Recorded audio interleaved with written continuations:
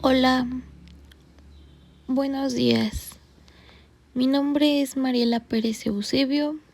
Soy alumna de la Universidad para el Bienestar Benito Juárez García, sede San Nicolás Tecomatlán del municipio de Jacoba Hidalgo. En este podcast hablaremos sobre el tema de legislación y derechos humanos. Esta materia fue impartida por la enfermera Luz María y en el cual estaré abordando distintos temas relacionados con lo que es la legislación y los derechos humanos. Como primer tema, empezaré a hablar sobre lo que es la Ley General de Salud. Y bueno, en 1982 se creó la Coordinación de los Servicios de Salud de la Presidencia de la República. Esta coordinación tenía como propósito hacer una evaluación del estado en el que se encontraban los servicios públicos de la salud para la población abierta, con el fin de integrarlos a un sistema nacional de salud que diera cobertura a todos los mexicanos. Esta implementación se siguió dando durante años hasta actualmente. En el 2003 se reformó la Ley General de Salud y esta tuvo como objetivo la creación del sistema de protección social en salud. En 2019 la Ley General de Salud sufrió numerosas modificaciones en artículos relacionados principalmente como la prestación de servicios de salud, la protección social en salud y el control sanitario de medicamentos.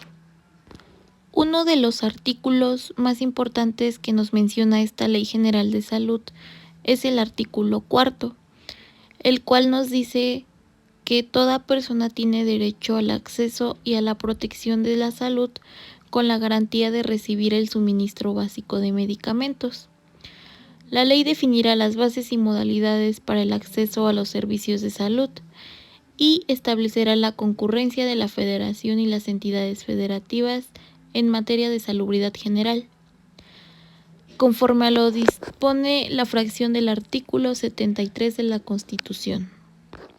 Asimismo, el artículo 5 nos menciona que el Sistema Nacional de Salud está constituido por las dependencias y entidades de la administración pública, tanto federal como local, y las personas físicas o morales de los sectores social y privado, que presten servicios de salud, así como por los mecanismos de coordinación de acciones, y tiene por objeto dar cumplimiento al derecho de la protección de salud.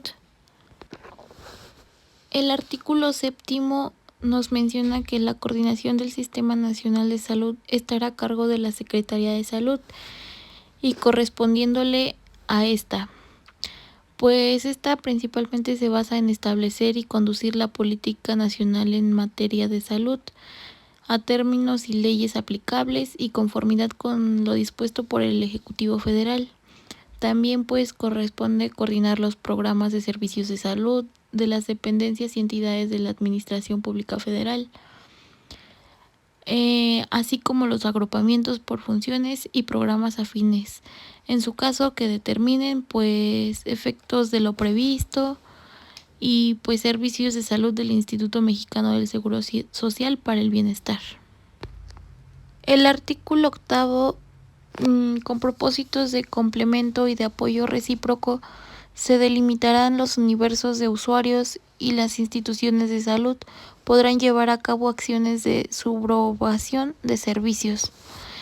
El artículo 9 nos menciona que los gobiernos de las entidades federativas coadyuvarán en el ámbito de sus respectivas competencias y, en su caso, en los términos de los acuerdos de coordinación que celebren con la Secretaría de Salud en la operación, funcionamiento y fortalecimiento del Sistema Nacional de Salud, para lo cual planearán organizar y desarrollarán en sus respectivas circunscripciones territoriales sistemas estatales de salud procurando su participación programática del Sistema Nacional de Salud. Por otro lado, tenemos lo que es el IMSS Bienestar. Este programa IMSS Bienestar proporciona a sus unidades médicas servicios de primero y segundo nivel de atención. Con casi 45 años de experiencia, actualmente el programa IMSS Bienestar cuenta con una amplia red de servicios donde se conjuga la atención médica con las acciones de promoción a la salud en la propia comunidad. Los servicios de salud de IMSS Bienestar son lo que es la atención médica de calidad, medicamentos e insumos médicos gratuitos en unidades de salud con infraestructura digna para las y los mexicanos que no cuentan con algún seguro social. En la Ley General de Salud tenemos el capítulo 10, del cual tenemos el artículo 77 bis. El artículo 77 bis nos dice y nos habla de las cuotas familiares. Y nos dice que los beneficiarios del sistema de protección social en la salud participarán en su financiamiento con cuotas familiares. Estas pues serán anticipadas, anuales y progresivas. Determinarán con base a las condiciones socioeconómicas de cada familia, las cuales deberán cubrirse en la forma y fechas que determine la Secretaría de Salud, salvo cuando exista la incapacidad de la familia a cubrir la cuota, lo cual no le impedirá incorporarse y ser sujeto de los beneficiarios que le deriven del sistema de protección social en salud. Las disposiciones reglamentarias establecerán los lineamientos para los casos en que las características socioeconómicas de los beneficiarios estos no aportarán cuotas familiares. Las cuotas familiares se recibirán, administrarán y aplicarán conforme a las disposiciones de esta ley y serán destinadas específicamente al abasto de medicamentos, equipo y otros insumos para la salud que sean necesarios para el sistema de protección social en salud. Estas mismas cuotas y reguladoras que en su caso se establezcan serán recibidas, administradas y ejercidas por los servicios estatales de salud a través de los regímenes estatales de la protección social en salud, conforme a lo dispuesto por el artículo 77 bis 22. Con el objetivo de favorecer el uso responsable de los servicios de salud, el Consejo de Salubridad General podrá establecer, mediante reglas de carácter general, un esquema de cuotas reguladoras para algunos servicios en razón de la frecuencia en su uso o especialidad o para el surtimiento de medicamentos asociados.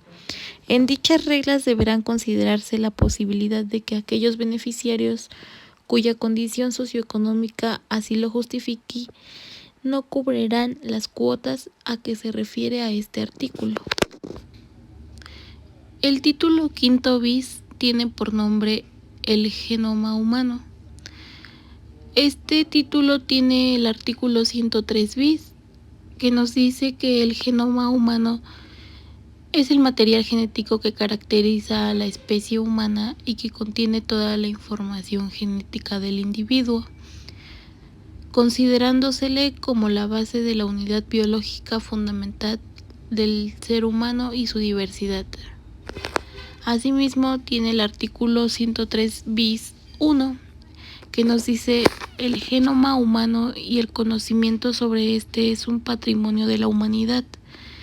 El genoma individual de cada ser humano pertenece a cada individuo.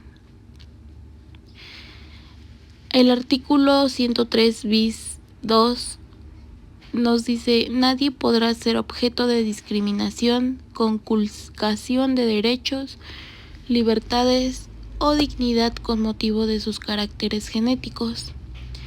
El artículo 103 bis 3: todo estudio en este campo deberá contar con la aceptación expresa de la persona sujeta al mismo en su representante legal.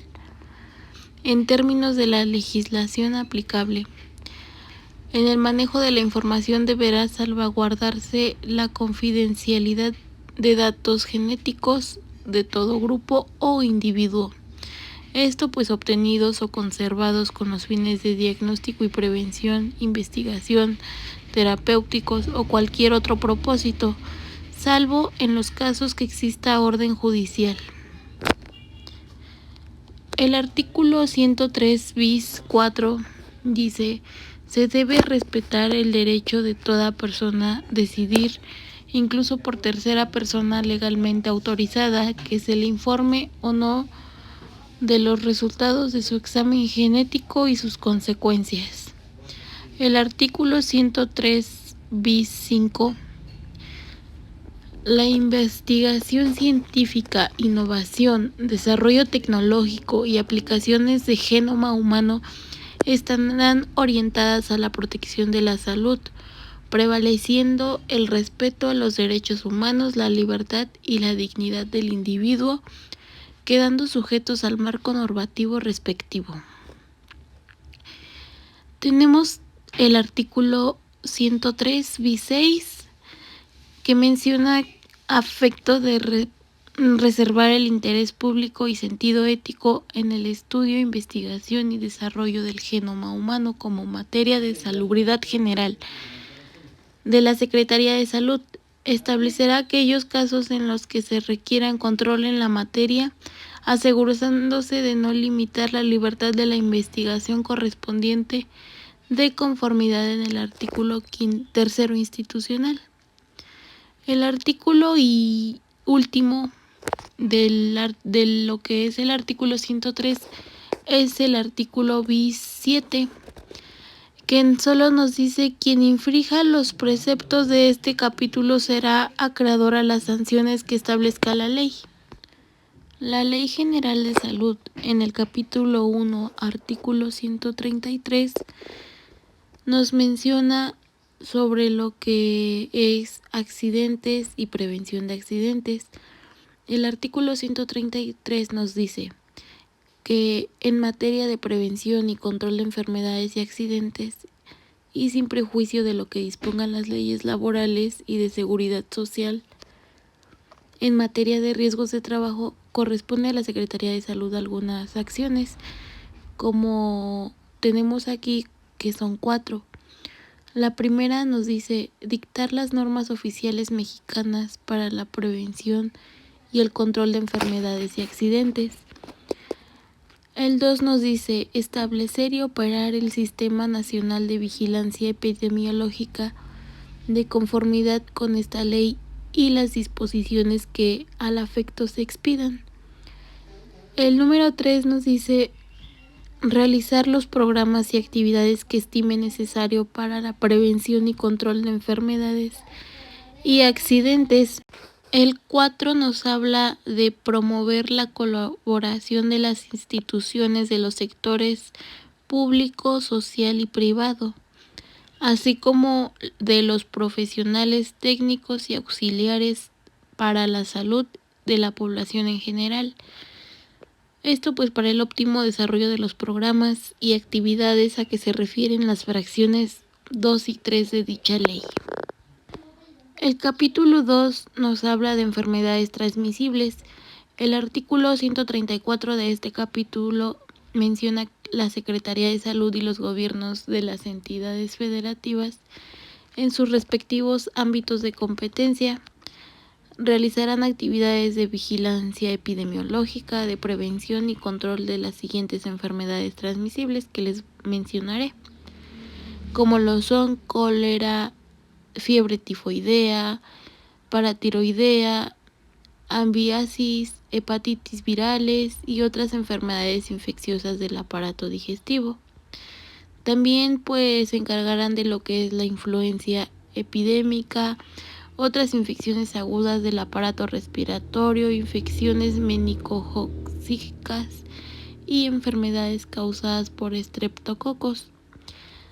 También abarca lo que es la tuberculosis, difteria, tosferina, tétanos, sarampión, poliomielitis, rubéola, hiperatiditis infecciosa, rabia, peste, brucelosis y otras zoonosis. En estos casos, la Secretaría de Salud coordinará sus actividades con la Agricultura, Ganadera y Desarrollo Rural para, así juntos buscar soluciones y tratar enfermedades de estas, como son enfermedades transmisibles. El artículo 136 menciona que es obligatoria la notificación a la Secretaría de Salud o a la autoridad sanitaria más cercana de las siguientes enfermedades y en los términos que a continuación voy a especificar. El número 1 se dice que inmediatamente en los casos individuales de enfermedades objeto del Reglamento Sanitario Internacional, fiebre amarilla, peste y cólera. En el 2 dice que inmediatamente informar en los casos de cualquier enfermedad que se presenten en forma de brote o epidemia. El número 3 nos dice que en un plazo no mayor de 24 horas, en los casos individuales de enfermedades objeto de vigilancia internacional, sería como anunciar sobre poliomielitis, meningitis, meningocócica, tifo epidémico, fiebre recurrente transmitida por piojo, influenza viral, paludismo, sarampión, tosferina, así como las de difteria y los casos humanos de encefalitis equina venezolana. Y bueno, el número 4 nos dice que en un plazo no mayor de 24 horas de los primeros casos individuales de las demás enfermedades transmisibles que se presenten en un área no infectada. Asimismo, será obligatoria la notificación inmediata de la autoridad sanitaria más cercana de los casos en que se detecte la presencia del virus de la inmunodeficiencia humana, que lo es VIH, o de anticuerpos a dicho virus en alguna persona general. El artículo 137 menciona que las personas que ejerzan la medicina o que realicen actividades afines están obligados a dar aviso a las autoridades sanitarias de los casos de enfermedades transmisibles posteriormente a su diagnóstico o sospecha diagnóstica. El artículo 138 menciona que están obligados a dar aviso en los términos del artículo 136 de esta ley. Los que van a dar este aviso serán principalmente los jefes o encargados de laboratorios, los directores de unidades médicas, escuelas, fábricas, talleres, asilos, los jefes de oficinas, establecimientos comerciales o de cualquier otra índole. En general, toda persona que por circunstancias ordinarias o accidentales tenga conocimiento de alguno de los casos de enfermedades a que se refiere esta ley, deberán estar obligados al aviso. El artículo 139 nos habla sobre las medidas que se requieran para la prevención y el control de las enfermedades que enumeran el artículo 134 de la ley. Fueron las que anteriormente mencioné. Deberán ser observadas por los particulares. El ejercicio de esta acción comprenderá a una o más de las siguientes medidas, según el caso que se trate. 1. La confirmación de la enfermedad por los medios clínicos disponibles, el aislamiento por el tiempo estrictamente necesario de los enfermos, de los sospechosos de padecer la enfermedad y de los portadores de gérmenes de la misma, así como la limitación de sus actividades cuando así se amerite por razones epidemiológicas. La número 3 nos dice la observación en el grado en el que se requiera de los contactos humanos y animales. La 4 nos menciona la aplicación de sueros, vacunas y otros recursos preventivos y terapéuticos para dichas enfermedades. La 5 nos menciona principalmente lo que es la descontaminación microbiana o parasitaria, desinfección y desintoxicación de zonas, habitaciones, ropas, utensilios y otros objetos expuestos a la contaminación de las personas infectadas o enfermas. El número 6 pues nos habla de la destrucción o control de vectores y reservorios y de fuentes de infección naturales o artificiales cuando representen peligro para la salud. La 7, la inspección de pasajeros que puedan ser portadores de gérmenes, así como la de equipajes, medios de transporte, mercancías y otros objetos que puedan ser fuentes o vehículos de agentes patógenos. Estas también pues deberán ser lo mismo. Por último tenemos la número 8. Esta pues nos dice que las demás que determinen esta ley, sus reglamentos y la Secretaría de Salud, pues igual tendrán que dar aviso y tener dichas medidas de prevención para las enfermedades. El artículo 143 dice: los trabajadores de la salud de la Secretaría de Salud y de los gobiernos en las entidades federativas y los de otras instituciones autorizadas por las autoridades sanitarias mencionadas por necesidades técnicas de los programas específicos de prevención y control de enfermedades y por situaciones que pongan en peligro la salud de la población, podrán acceder al interior de todo tipo de local, casa, habitación o para el cumplimiento de actividades encomendadas a su responsabilidad, para cuyo fin deberán estar debidamente acreditados por alguna de las autoridades sanitarias competentes, en los términos de las disposiciones aplicables.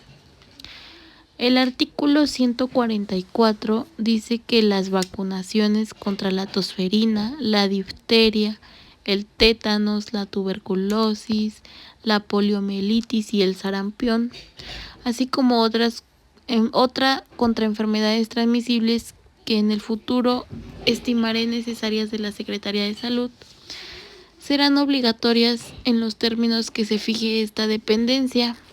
La misma Secretaría determinará los sectores de población que deban ser vacunados y las condiciones en que se deberán suministrarse las vacunas, conforme a los programas que el afecto establezca, las que se deberán en observación obligatoria para las instituciones de salud.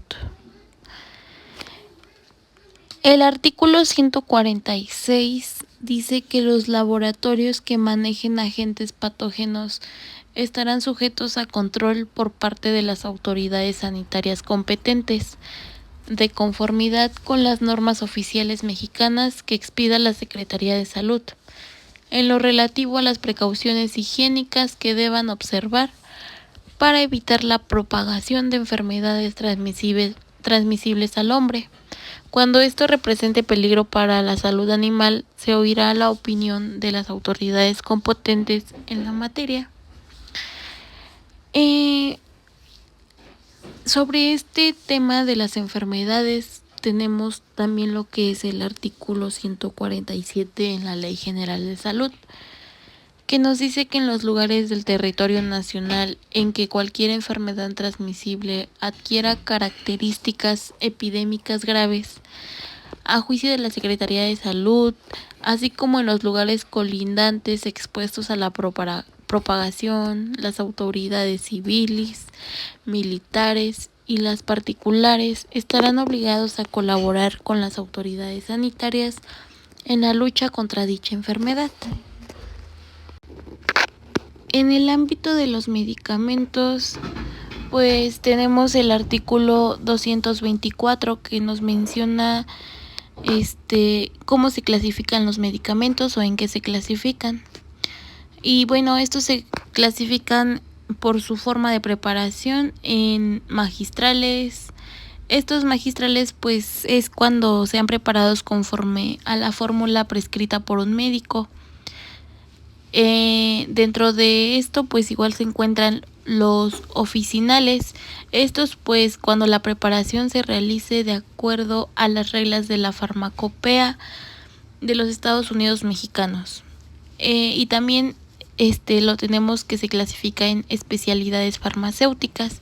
Estos pues principalmente se refiere cuando sean preparados con fórmulas autorizadas por la Secretaría de Salud en establecimientos de la industria químico-farmacéutica. También tenemos que se clasifican por naturaleza. Estos pues son alopáticos, homeopáticos o herbolarios. Todos son distintos. Los alopáticos pues son toda sustancia o mezcla de sustancias de origen natural o sintético que tengan un efecto terapéutico, preventivo o rehabilitatorio. Los homeopáticos son sustancias o mezcla de sustancias de origen natural así o igual sintético.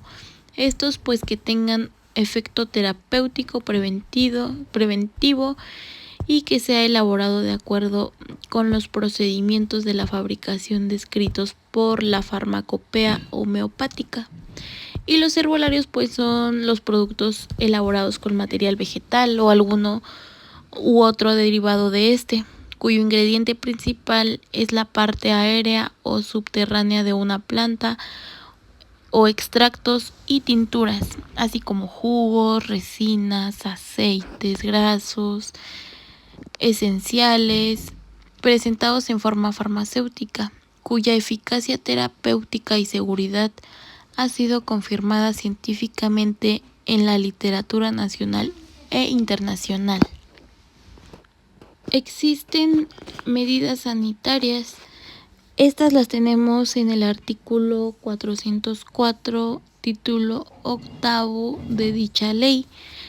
Algunas de las medidas sanitarias pues son como lo es el aislamiento, la cuarentena, la observación personal, la vacunación de personas, la vacunación de animales, la destrucción o control de insectos u otra fauna transmitoria nociva, la suspensión de trabajos o servicios, la suspensión de mensajes publicitarios en materia de salud, la emisión de mensajes publicitarios que advierta peligros de daños a la salud, el aseguramiento y destrucción de objetos, productos o sustancias, la desocupación o desalojo de casas, edificios, establecimientos y pues en general en cualquier predio, la prohibición de actos de uso, las demás de índole sanitaria que determinen las autoridades sanitarias competentes, que puedan evitar que se causen o continúen causando riesgos o daños a la salud.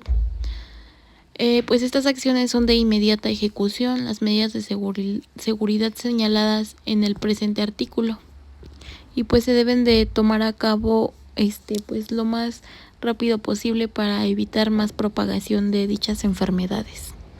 Por último, también la Ley General de Salud nos menciona sobre los delitos contra la salud en su modalidad de narcomenudeo. Esto en el capítulo 8 y el principal artículo es el artículo 473, que nos dice que para los efectos de este capítulo se realizarán sanciones a quien presente algún comercio, farmacodependencia o farmacodependiente, consumidor, narcóticos, posesión, entre algunos otros. Y bueno, aquí terminamos este podcast que nos habló sobre legislación y derechos humanos. Espero que haya sido de su agrado y les ayude a comprender más sobre este tema y sobre la Ley General de Salud. Me despido, soy Mariela Pérez Eusebio y les agradezco por su atención prestada durante este podcast. Espero que dicha información haya sido de su agrado y de su beneficio para tratar asuntos relacionados con este tema tan importante que nos da la ley.